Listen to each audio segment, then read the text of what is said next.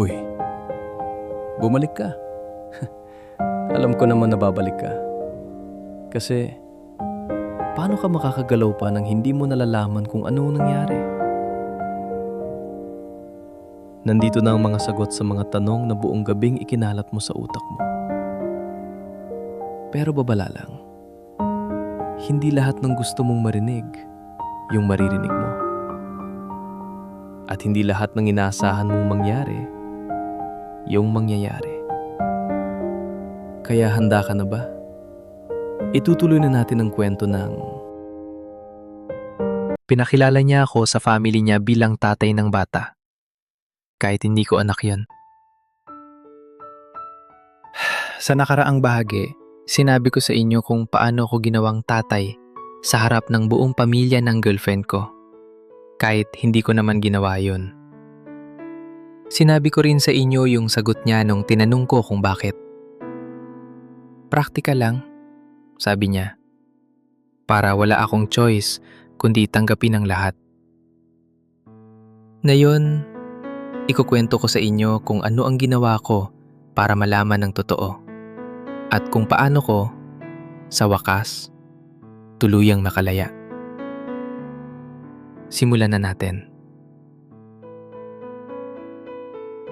Kinabukasan, hindi na ako umuwi sa dati kong tinitirhan. Naghanap ako ng maliit na bed space. Simple lang, sapat lang para makapag-isip ng mag-isa.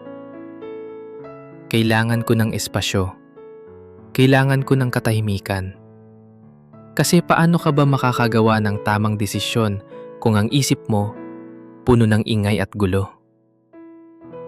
Doon, sa maliit na kwarto na yon, doon nagsimula ang tunay na paghahanap ko ng katotohanan. Hindi ako naghintay na lang. Nag-move ako. Ang una kong ginawa, tinawagan ko ang mga kaibigan niya. Yung mga taong alam kong malapit sa kanya. Yung mga taong siguradong may alam kahit kaunti. Hindi madali. Hindi lahat sasagot ng tapat. Pero may isang kaibigan niya na parang may konsensya pa, na dahan-dahan, nagsimulang magsalita. Alam mo ba talaga, hindi ikaw yon. May iba. Alam ko naman. Pakiramdam ko. Matagal ko na yan alam, kaso lang, ayaw kong paniwalaan. Pero doon, sa unang beses, may nagsabi na sa akin ng tapat. Hinii ko ang pangalan, hinii ko ang numero, at binigay niya sa akin. Sa maliit na papel na yon, nakasulat ang isang pangalan at isang numero. Yun ang magiging susi sa lahat. Hindi ko agad ginamit. Tiningnan ko lang. Paulit-ulit. Parang kung titigan ko lang ng matagal, baka biglang magbago ang katotohanan. Pero hindi nagbabago ang totoo, kahit gaano mo pa katagal tignan. Kaya naisip ko, hihintayin ko ang tamang sandali. Hindi ko pa ito gagamitin na yon. May plano ako. At darating din ang sandaling yon. Sa mga sumunod na araw, bumalik ang normal naming buhay. Kung matatawag mo pa itong normal. Nakita kami ulit ng girlfriend ko. Kumbaga, wala siyang alam sa lahat ng natuklasan ko. Numingiti pa rin ako sa kanya. Kinakausap ko pa rin siya ng normal. Pero sa loob, iba na ang nararamdaman ko.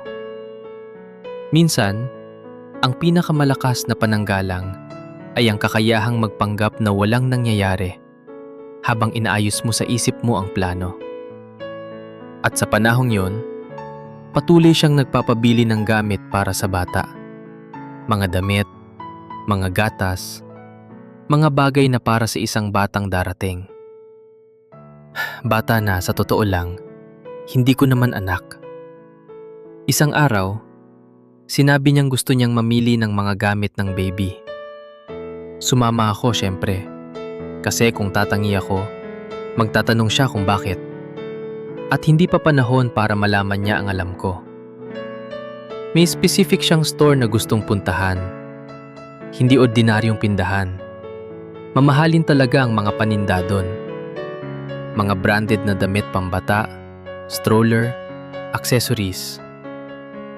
Alam ko kung bakit doon siya gustong bumili. Kasi noon pa, sanay na siya na kung ano ang gusto niya, binibigay ko. Inispoiled ko siya noon. At akala niya, patuloy pa rin akong gagawin yon. Pero hindi na. Hindi na ngayon. Habang siya'y nagsho-shopping, naglalakad papasok at palabas ng mga aisle, tinitingnan ang presyo, hinahawakan ang bawat piraso ng damit pambata na akala niya para sa aming anak. Sinabi ko sa kanya na lalabas lang ako saglit. Magyoyosi lang daw. Simpleng dahilan, pero kailangan ko ng hangin. Kailangan ko ng sandali para ihanda ang sarili ko. Naglakad ako palabas ng mall. Hinihip ang usok ng sigarilyo. Tinitignan ang numero sa telepono ko. Yung numerong matagal ko nang iniingatan. Alam kong ito na ang sandali. Habang ako'y nasa labas, tumatawag na siya ng tumatawag. Ang tagal ko raw. Magbabayad na daw siya at kailangan na ng pera. At doon, sa eksaktong sandaling yon, ginawa ko na ang desisyon. Sa halip na sagutin ang tawag niya, nag-text ako. Ito number ng tatay nung bata. Manghingi ka ng pang GCash. Ipinadala ko. Tiningnan ko ang screen at naghintay. Ilang segundo lang dumating ng reply niya. Bakit sa kanya pa kung nandyan ka naman? Doon ko naramdaman, hindi lang ako ginamit, hindi lang ako niloko. Sa isip niya, kahit alam na niya kung sino talaga ang tunay na ama, ako pa rin ang dapat managot. Kasi ako, nandun naman. Ako, madaling kausap. Ako, madaling gamitin. Ang tindi, di ba? Ipagbubuntis ka niya, pero lahat ng responsibilidad sa akin. Doon ko naintindihan, hindi lang ito tungkol sa isang kasinungalingan. Ito ay tungkol sa isang taong handang gamitin ang lahat.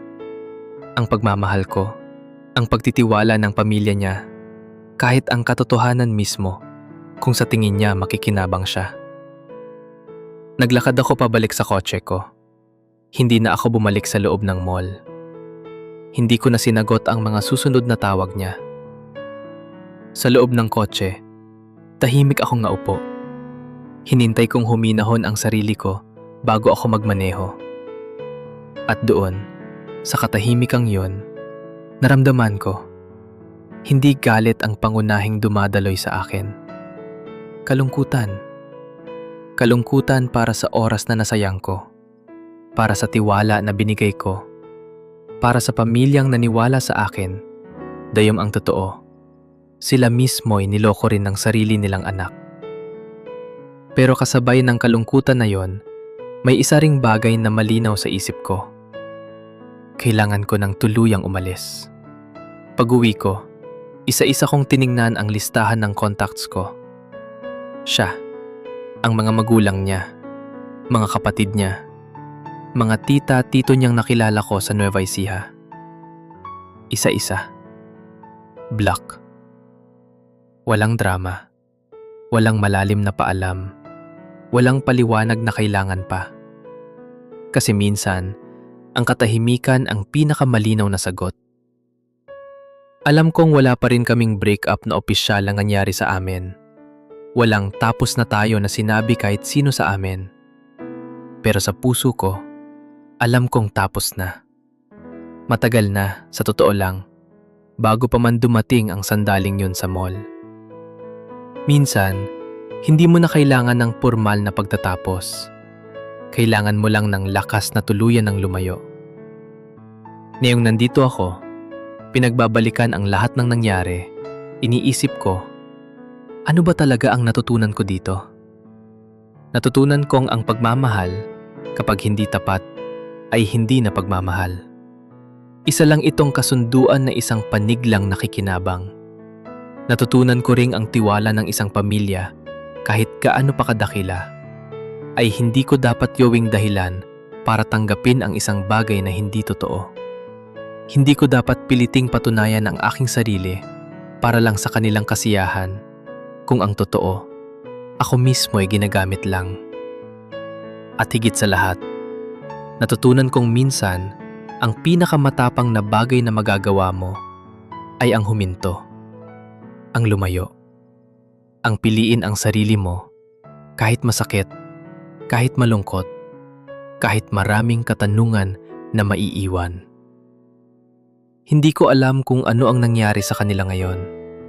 Hindi ko na sinundan. Hindi ko na hinanap.